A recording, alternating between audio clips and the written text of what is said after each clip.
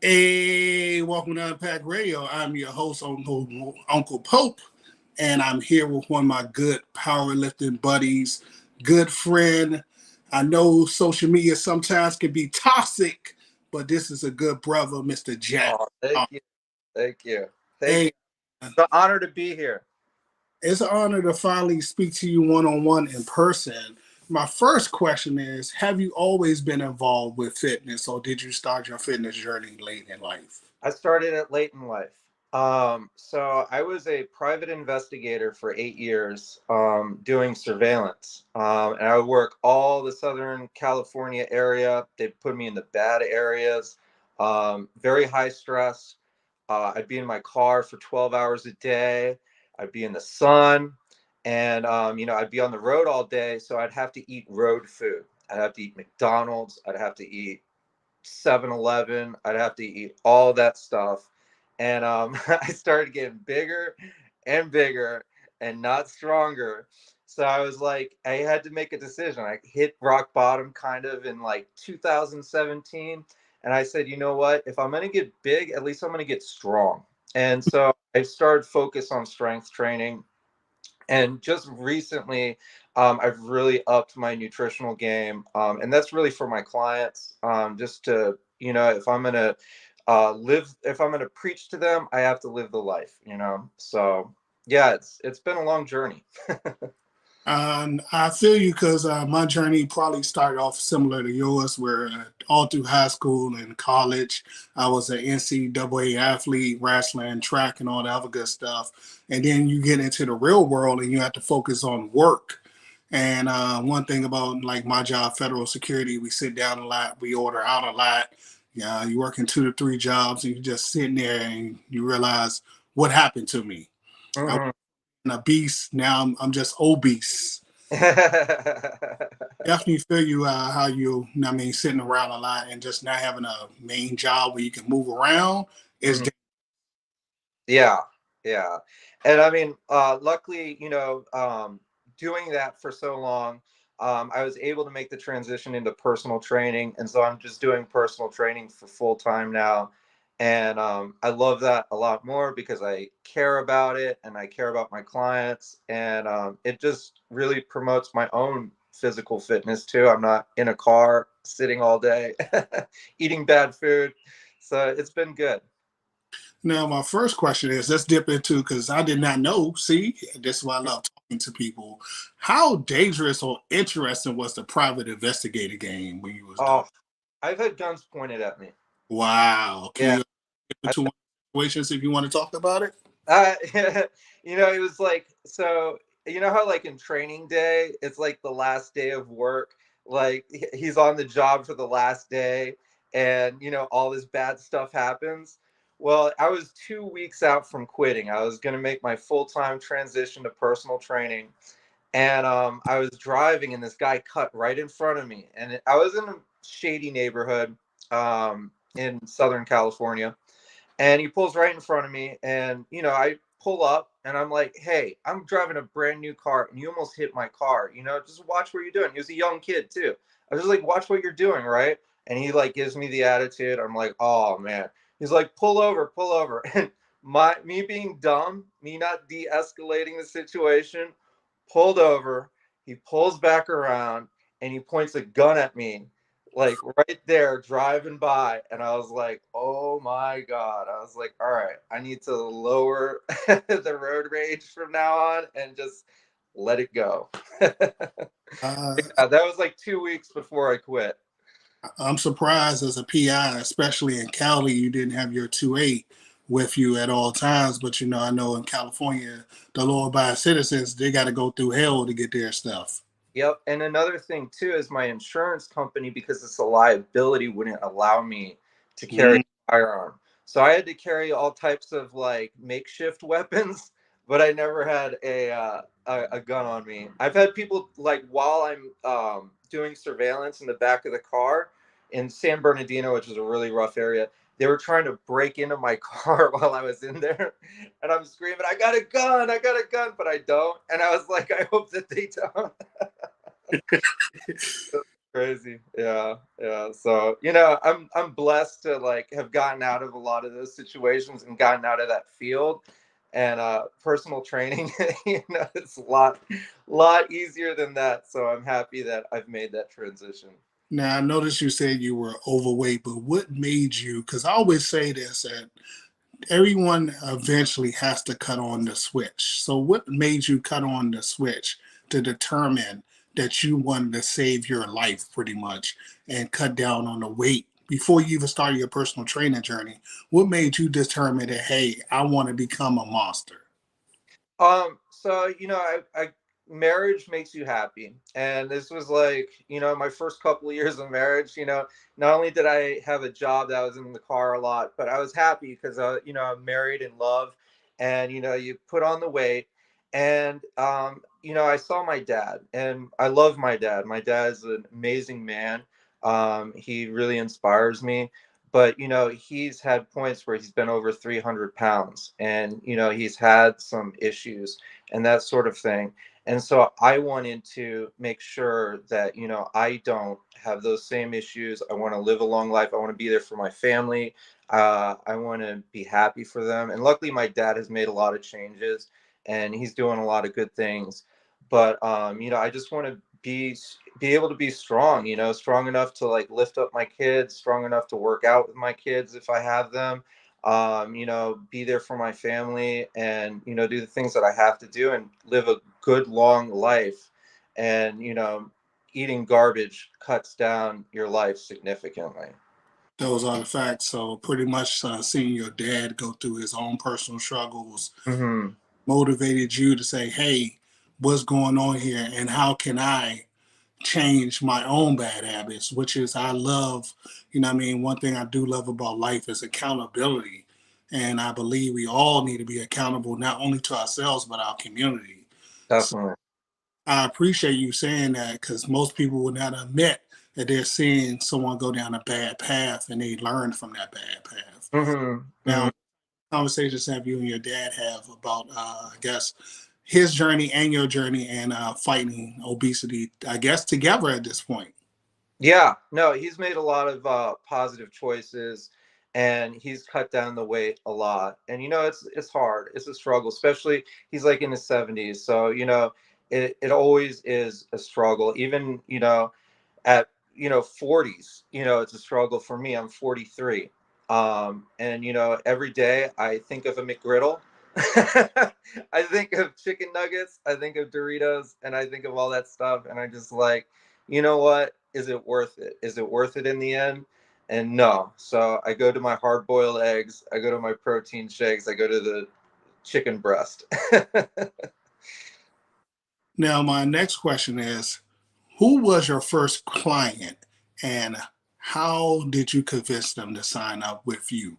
Out of all the options they may or may not have at any gym they can go to, how Mhm. did you get your first client? And how did it make you feel to change someone's life? Because that's what you're doing when you actually helping someone. Yeah, and no, and I mean that's why I do this. I do this because I've experienced from what I've, you know, gone through in my fitness journey and how much has it enriched me and made me feel better, like stronger emotionally, not only physically but emotionally, and be more confident and just, you know, look at life in a different way.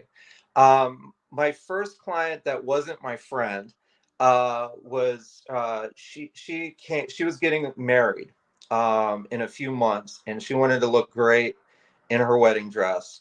And she saw me on social media. She saw me training another female client, and she's friends with, you know, her. And so she reached out to her, and then she reached out to me, and she told me what she wanted to do.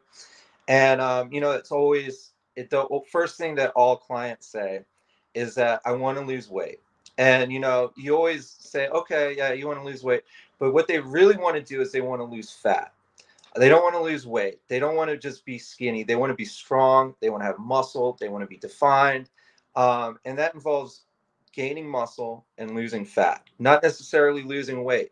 Weight, you know, if you're losing muscle while you're losing weight, that's a negative. Um, so I started with her with strength training. I started her with the three basics. I started her with squat, deadlift, and bench. And she really got into it. She started loving it because she felt empowered each time she got stronger. She didn't know she was so strong. She's like, under like just around 5 foot, small. And she, by just focusing on strength training, she started losing the weight. She started, getting more defined. And she started feeling a lot more confident about herself. And I was so proud when she had her wedding because she looked beautiful in her wedding dress.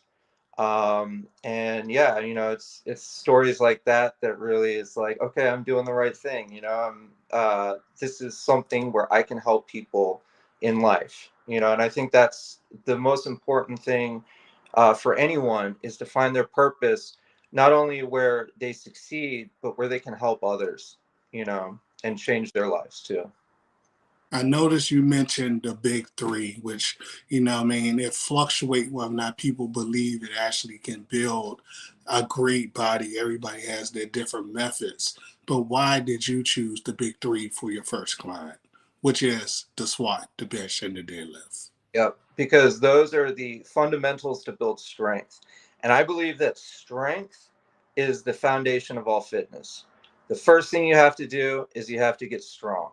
And then after you get strong, you can start with hypertrophy, you can start, doing the bodybuilder stuff and start building muscle. But the first thing you got to do is learn technique and get strong. And those three lifts really make you zone in on technique, breathing technique, form, loading, that sort of thing. And those are the fundamentals in the weight room. You should not, be messing with weights, especially barbell weights, unless you understand those fundamentals. So it was a lot of, going over technique, loading the bar really light, getting her comfortable with it, and then slowly loading her up. And then she realized how strong she was.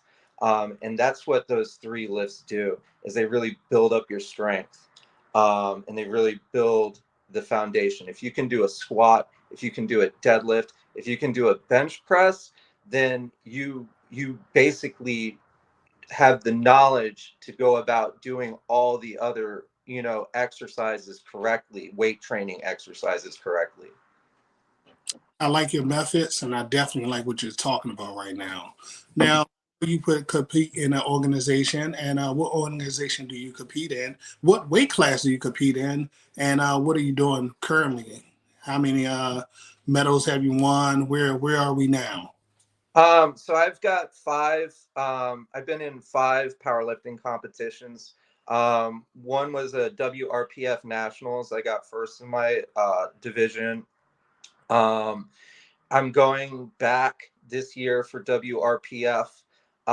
It's sponsored by Fighter Quit. It's a wonderful gym run by Micah Marino, and he's also the chairman of WRPF. And they're putting on a big, big national powerlifting event in Las Vegas in the September 24th. So I'm going to compete in the 220 division, even though I'm down to 198 right now, just by healthy eating and that sort of thing. I think I'm going to eat more. I'm going to still eat healthy, but I'm going to start forcing myself to eat more just to get up there a little bit. And my goal for that is to at least get one California state record. I want them all in my division. And then after I get, all those state records in that division, I'm probably going to see if I can maintain 198 and see if I can go after those records also. Okay, what's the current state record? The current state record is 407 in the squat, around 320 on the bench, and it's only 455 on the deadlift. That's and I think you got it. I've been seeing you, especially your bench has came a long, long way. I Yeah. see you are very hungry and driven. So, do you think you can blow it out the water to the point where no one will be able to touch your records? Uh, we'll see about that. I mean, there's some amazing lifters out there. especially older lifters. It's so surprising when I compete. Like I competed in a virtual competition with the USSF, and I was in the masters middleweight division. And these guys were putting up like 1,400, 1,500 totals. And, they're like in their 50s. And I'm like, oh my gosh. I was like, I was like, these guys are no joke. So yeah, there's some great lifters out there, but I definitely plan to, break those records and do just lift as best as I can without getting injured. That's the key. You don't want to YOLO it. You want to go to where you can last as long as possible, especially at my age of 43. It's about being a marathon, not a sprint. So I'm going to take my time in all my goals. Yeah, one of my favorite older lifters, and he definitely follows me. I follow him, and it's amazing what he can do. I think he's in his 70s. Is John McBean, and Okay. that guy in his 70s is a monster. Oh His yeah. What's his lifts? like 400 and some change bench. The guy's an animal at Wow. years old. I don't know how he does it because at 44, my rotator cuff is like an old down, broken down shotgun at this point. I don't know how these old guys are doing that. So I'm just amazed at that people at that age bracket can still hang on. Because one guy works out of my gym.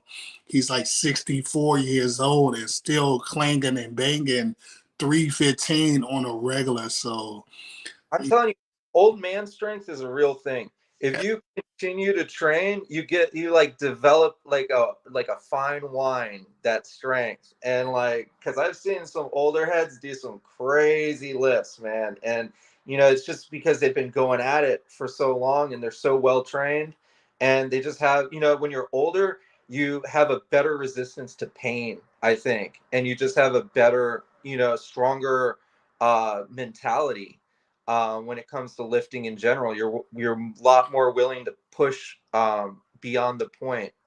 So yeah, I mean, old man strength is a real thing.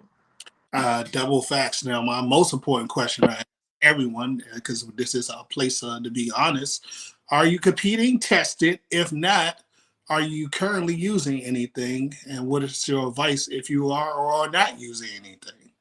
I'm not using anything. I compete and test it.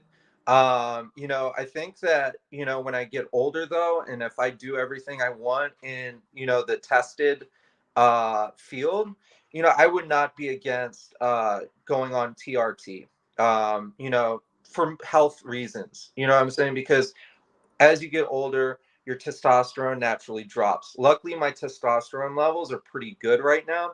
So, I'm going to hold off of that for a while. But I see no problem with people who want to use PEDs or anything like that. I don't judge them, as long as you do it safely and you're not trying to push it onto young kids. I mean, my advice to everyone is that I don't shame people for doing PEDs, but I would at least wait until you're after 30, or, after your mid 30s, to where your testosterone has peaked, because you don't want to waste that window where you're still, your testosterone levels are still going up. Wait until they start going on the decline.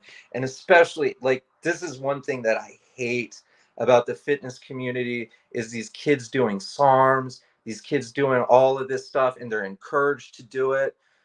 It just makes me sad.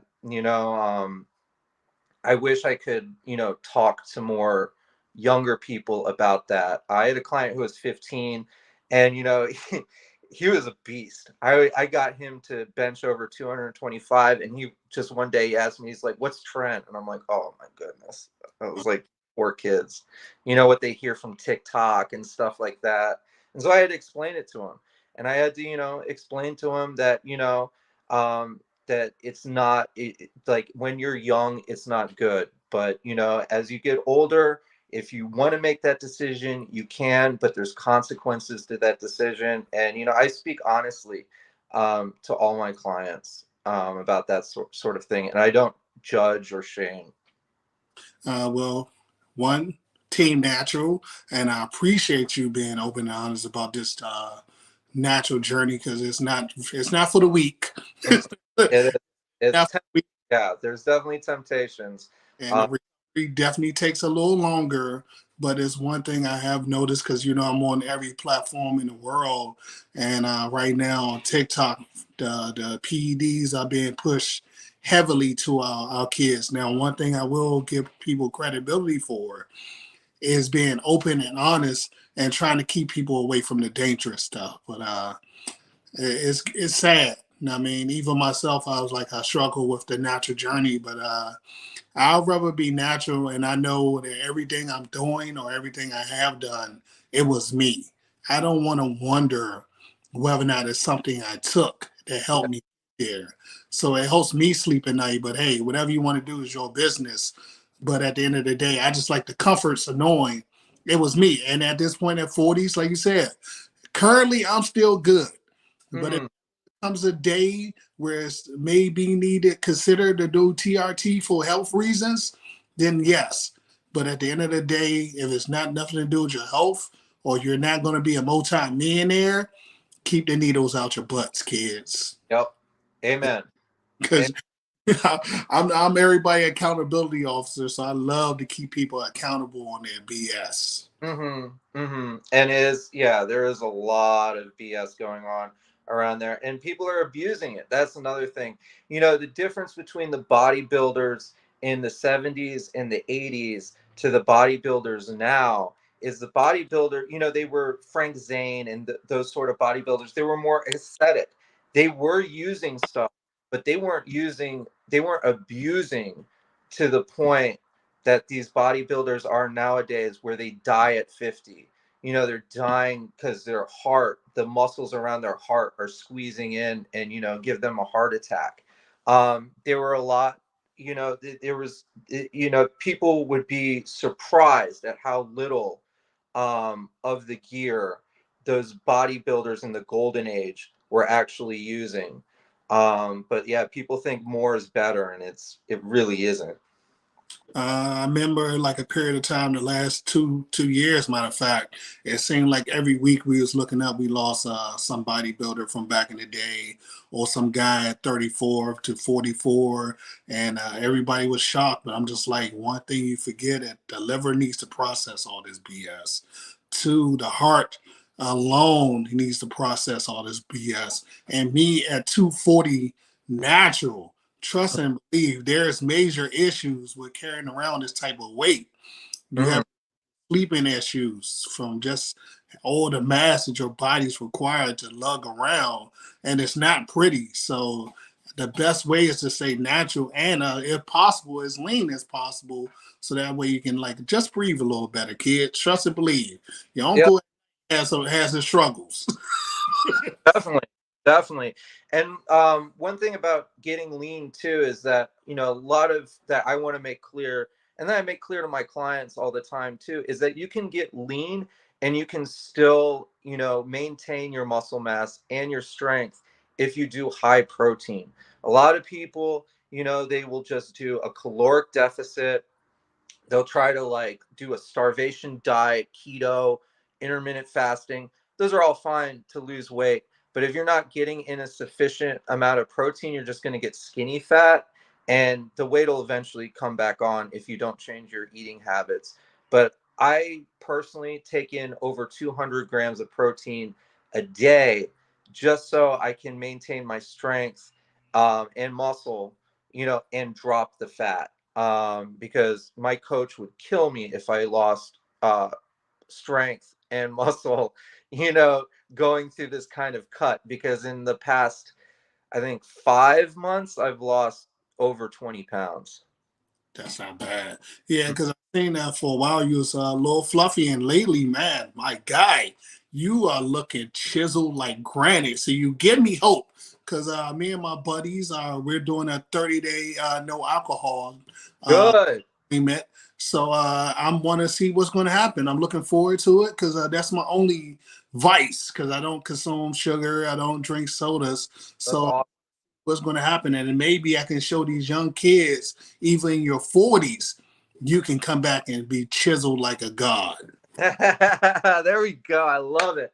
Yeah. definitely post those, like post the progress. That's what I've been doing with mine is, I've been doing my weigh-ins, and I've been posting, just my progress, just so people can see, the actual physical change, because it's so gradual.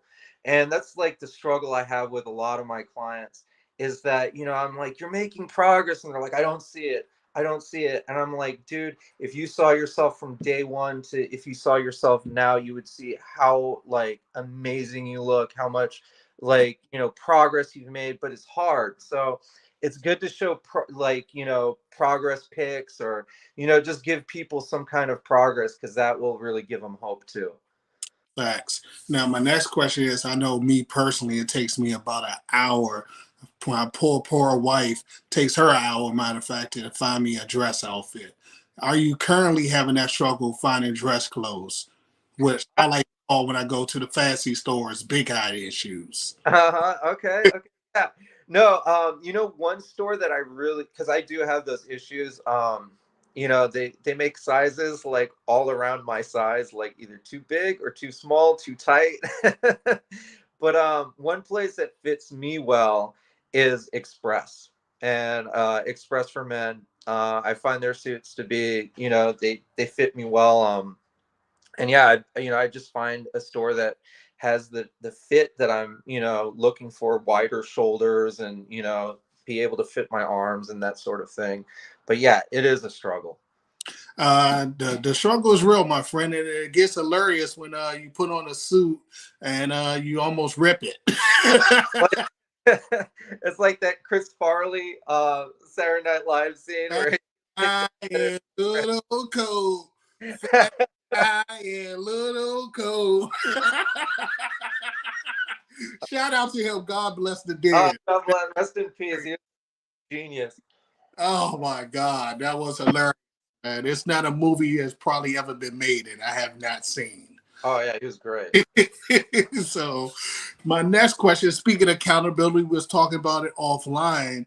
Our other favorite organization right now is in some deep troubles, the USPA. Mm. How do you feel about that? Because we both compete in that organization, and are Yep. you completely done with them until at least they clean up their act? Yeah. So my first powerlifting meet was with the USPA, and it was an amazing experience. And so it really hit me hard when I heard all these accusations about the people that they had in their organization, the sexual assault, the pedophilia stuff. They had like, registered sex offenders, and they just need to do better. And when I found out about all this stuff, do you follow Goob by any chance? He was the one that kind of exposed it all on Instagram. But when it started all coming out, I was like, "There's no way that I can be near this stench. This, there needs to be accountability." And they say they're making changes, but a lot of the same people are still there. And they need to, have an overhaul. They need to have completely new people that are not associated with the old USPA. And, they just need to relaunch and rebrand. But right now, I'm not about them. I don't compete for them. My coach won't even coach people in their meets. So I'm with the WRPF.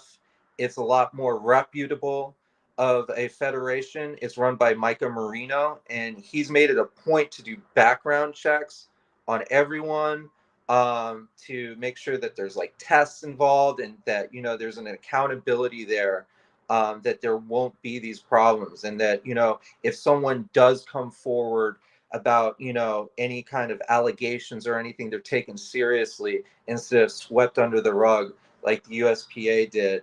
And yeah, that it really broke my heart, because they were my first powerlifting meet, and I really wanted to compete. I wanted to qualify for nationals this year with the USPA and compete in nationals there.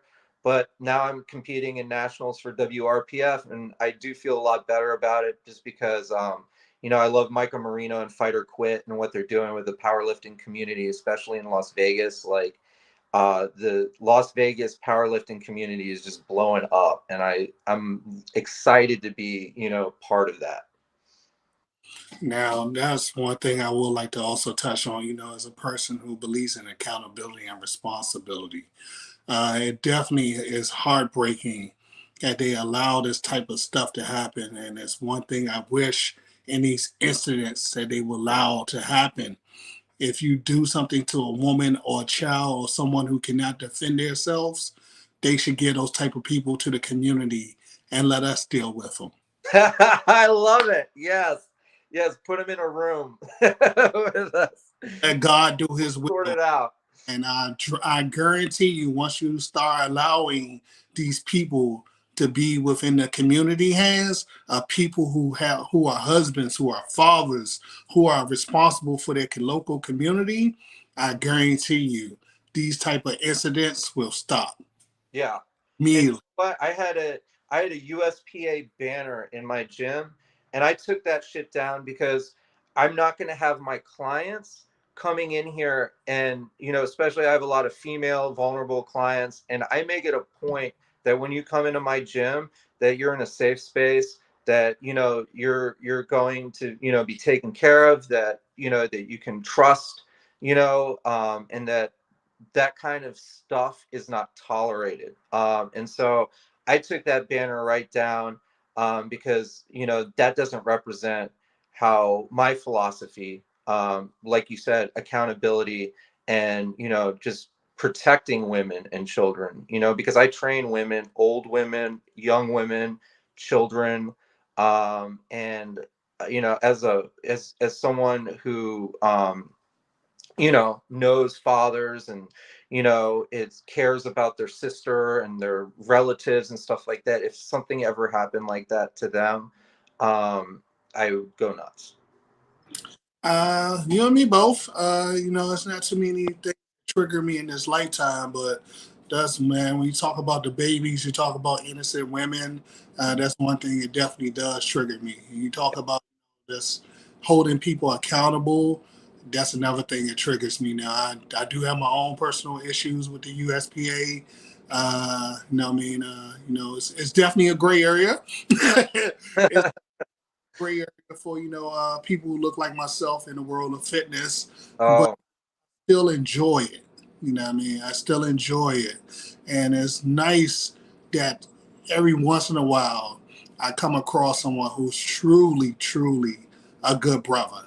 oh, And thank I can't say about this world of fitness, and I met so many people across the world because 4 years ago I determined that I wanted to make a change. that's awesome. And I wish that more people would do what we're currently doing, actually have an open and honest conversation and just have an honest and open dialogues. Now, that's one thing that I know gets on my nerves in the world of fitness. Do you wish that people would do what we're currently doing, which is actually sit down and have an open and honest dialogue? Because it does get a little shady as F in the world of fitness. Definitely. And you know what? It affects me and my clients too, because they come listening to the world of fitness and be like, oh, 6 minute abs. Oh, get your dream body in 3 weeks. Oh, you get shortcuts. You get all these things. You get smoke and mirrors. And, the one thing that you don't want to hear is that this process takes a very long time, and there's a lot of struggle.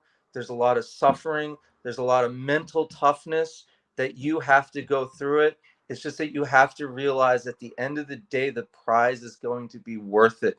If Mona Lisa was painted in 6 minutes, you know, where would the novelty for that be? But it's a beautiful piece of art that probably took months and time and tears and suffering.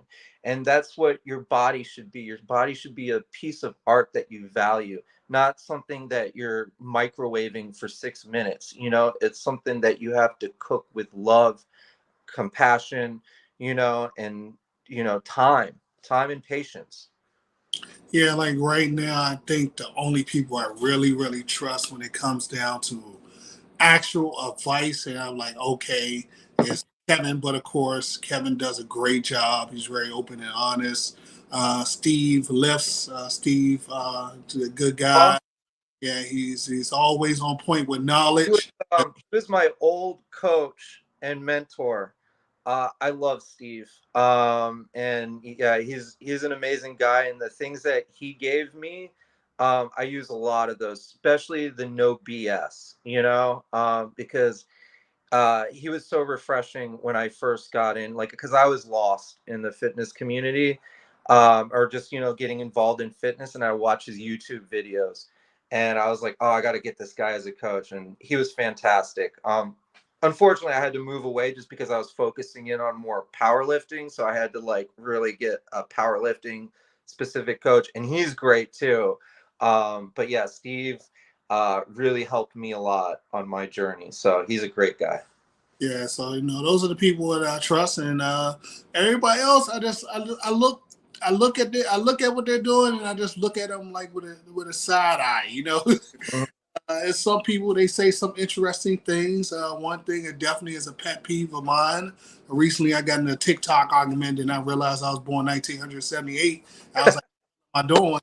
But a young man posted a video encouraging people to lift 315 with half his ass off the bench. Oh, Bro, if you're gonna solicit coaching advice, what I mean, this what you're trying to sell people a program on how to lift 315.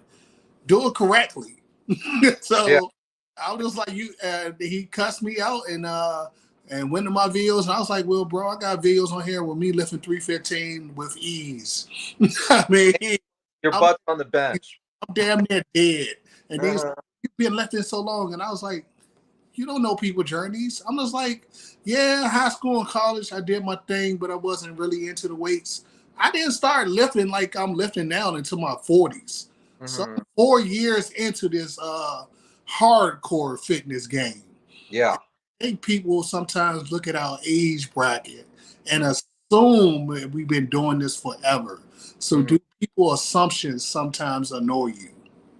Oh yeah. I mean, they do annoy me, but at the same time, it's really just focusing on my journey and what I'm doing, and that's what it always comes back to because everyone's gonna have their thing, and like people doing like crazy stuff, doing like stuff that you're just like shake my head. But you can't spend your time like trying to correct those people because they're always going to be there. It's like for every one person giving you good fitness advice in the fitness community, there's going to be 100 TikTokers with the broccoli hair, like doing some crazy stuff that's just going to get you injured in the end of the day. And yeah, it does make me cringe, and it does make me want to like just pull them aside and help them. But a lot of times these people don't want the help, they're just doing it for the clout online. And they're gonna hurt people. That's the most damning thing about it, is that people are going to get hurt, especially if you're benching 315 with your back in a compromised situation off the bench like that. I don't know.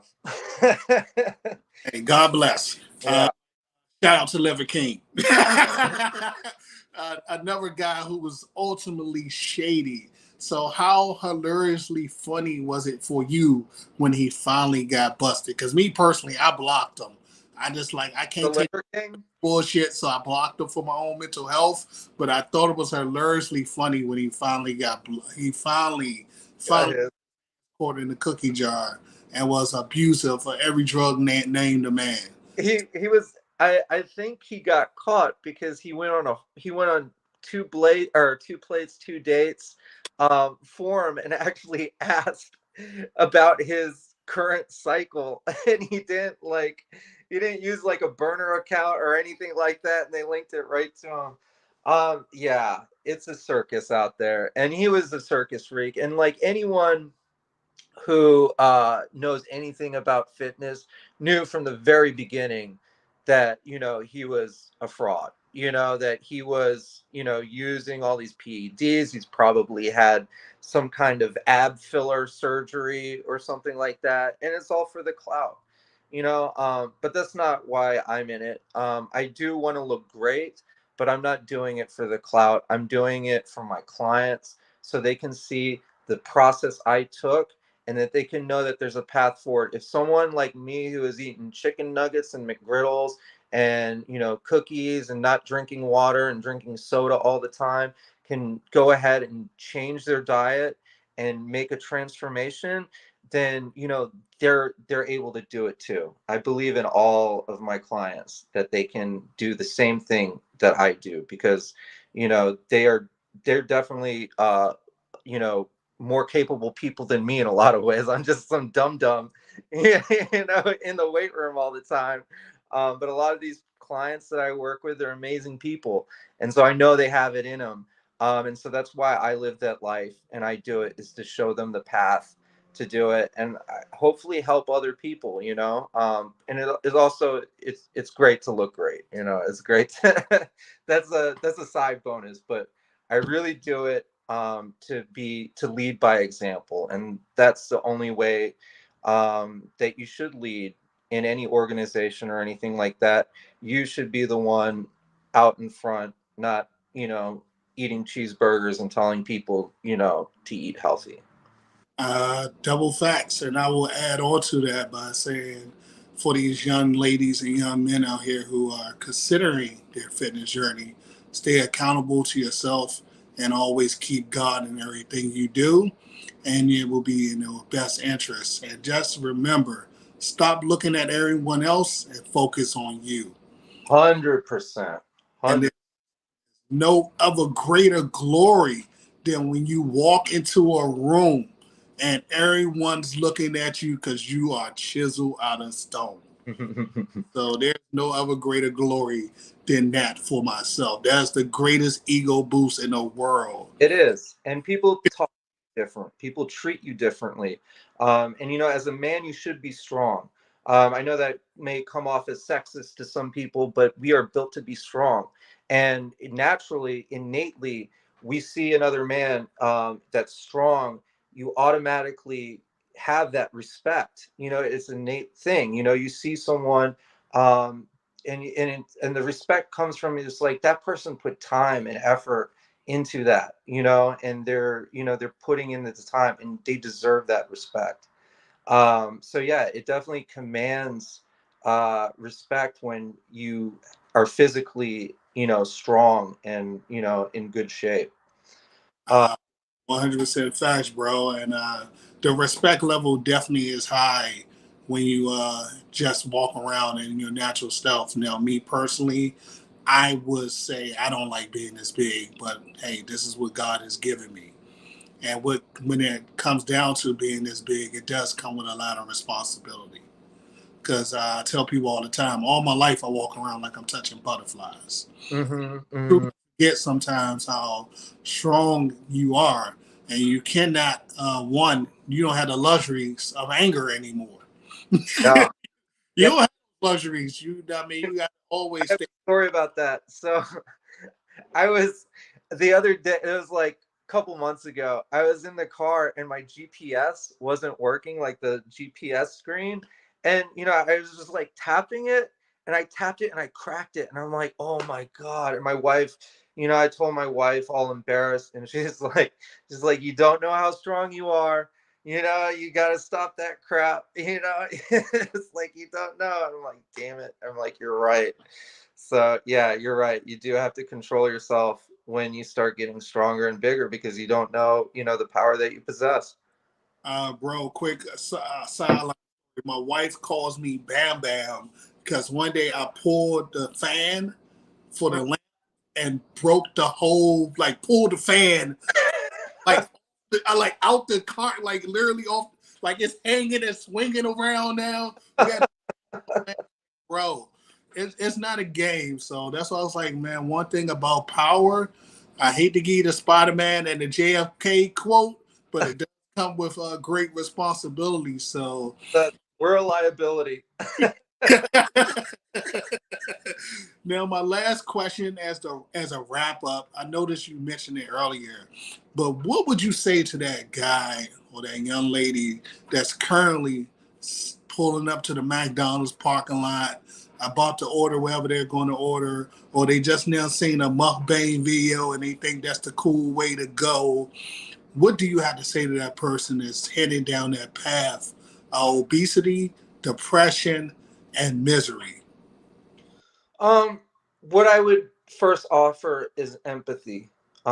Because when you're in that position, and I know this, because I used to eat out of emotions. I used to eat. I don't know. I've had my issues with depression, and sugary food, bad food was comforting to me.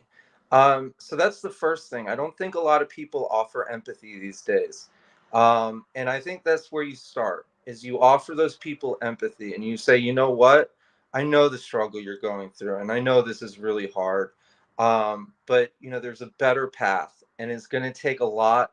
It's going to be really hard, but I think you're going to be a lot more happier with yourself after you go through it and you live it. And I know this because I go through with it my clients all the time. I let them text me their food and stuff. And when they're having rough times, I tell them, just text me. We make mistakes. We're human. We're going to stumble. We just don't want to do it 2 days in a row. We want to create healthy patterns. And as we create healthy patterns, we're going to get these results that we like. We're going to live longer. We're going to be better people. And we're going to be happier people. And so that's what I would tell them. I wouldn't try to, knock them down. I wouldn't try to, humiliate them in any way. I would show love and empathy towards them. And I would say that I understand. And that's the starting point. And then from there, they have to make the decision whether they want to take step one. It's either one day or day one. And they got to make that decision. That comes down to them. Uh, there's nothing more to be said after that because that's 100% facts. Well, brother Jack, man, first and foremost, man, let me say this. I have never had the honor of meeting you face to face as of yet, but I'm It's pretty been a pleasure. and within God's will, it will happen. But I do appreciate this because there's one interesting thing about the world of fitness. There's people who truly care and want to inspire you, and there's truly people out there who want to just make you miserable. And I try my best to surround myself around only the positive influences out there. And I truly, truly appreciate you being a good brother, a good friend, and always holding me accountable. Oh, thank you, brother. Thank you. You hold me accountable too. I need to get those 4 plate squats like you, man. Show Uh, me your ways. uh, I had to turn on the hate and the anger, I guess. Uh-oh. Let's go. Everybody's making fun of me because I was like all my buddies. They know I never wanted to squat. I never wanted to deadlift. I Uh-huh. know and not just know, but hell no. So this is only Good. this is only year one of really being serious about it. I still got a little bit more work to do on the 4 plates to get my ass all the way where I wanted to get it. But You're I'm pretty working though. sure It's been great. it will be 100% there. So Perfect. yeah, Uh, I'm looking forward to let get. me let me give a can I give a quick shout out for my handle on Instagram just so people can follow me? Oh, I was going to do that too. Oh, cool. Awesome. All right. Yeah, that's the name of the game. You got to promote yourself out in these streets.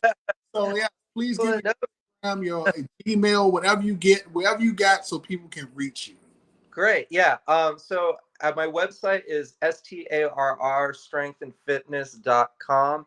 If you want personal training, you can check it out. You can check out some of my client stories there too, because that's what I really preface there is I have stories of each of my client, where they came from, what they do. And if that interests you, I'll give you a free consultation. I'll work with you. I work remotely and in person. And you can also check me out doing dumb lifting stuff at STARR3934 on Instagram. I just have a lot of fun on there, putting on dumb music and lifting weights and just having a good time. Well, brother Jack, man, first and foremost, thank you for coming to Unpack Radio, man. I thoroughly enjoyed this conversation. And hey, man, if you want to, I'm doing a Fitness Avengers next Wednesday. If you want the information, you can definitely come through and chill with the rest of the Fitness Avengers, where we talk about all the things annoying in the fitness world, and we try to bring a little bit of accountability back to the game. So, Okay. Yeah, let me know what time it is. I'll definitely be up for that. all right, man. I will definitely keep you informed, man. First and foremost, man. Once again, thank you for coming to Unpack Radio. Salute. God bless you and God bless your audience. It's been a wonderful time. All right. Thank you. Have a good one.